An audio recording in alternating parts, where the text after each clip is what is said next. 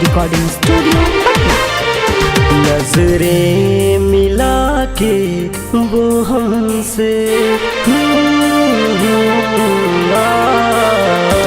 नजरें मिला के वो हमसे, नजरें मिला के वो हमसे, नैनों से जादू कर गई, बेचैन करके वो मुझे, बेचैन करके वो मुझे, दिल की हर बातें कह गई।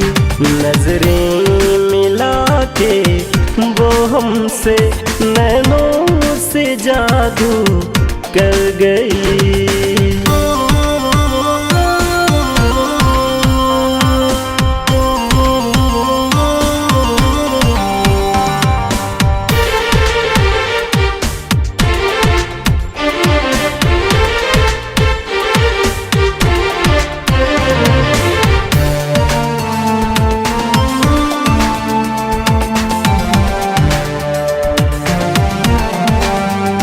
जुल्फे है उसकी रेशम सी और भोली उसकी अदाएं हैं, है होठ गुलाब की पंखुड़ी, मुस्कान पे खिलती बहारें।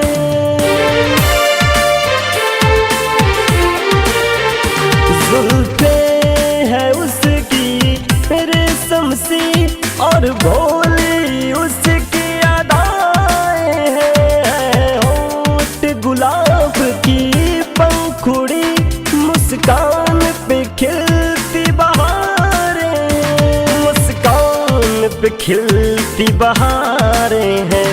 ऐसे इशारों से मुझे घायल बनाकर चल गए। नजरें मिला के वो हमसे, नैनों से जादू कर गए, बेचैन करके वो मुझे, दिल की हर बातें कह गई। नजरें मिला के वो हमसे।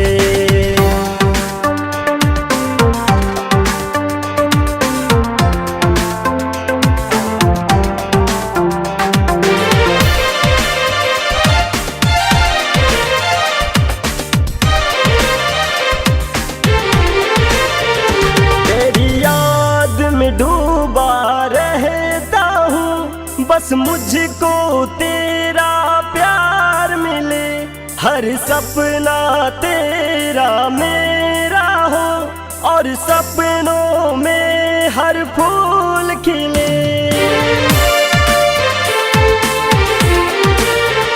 तेरी याद में डूबा रहता हूँ बस मुझको हर सपना तेरा मेरा हो और सपनों में हर फूल खिले, और सपनों में हर फूल खिले। मासूम सी है वो परी, एक रोग लगा कर चल गई। नजरें मिला के वो हमसे, नैनों से जादू कर गई, बेचैन करके वो मुझे, दिल की हर बातें कह गई। नजरें मिला के वो हमसे।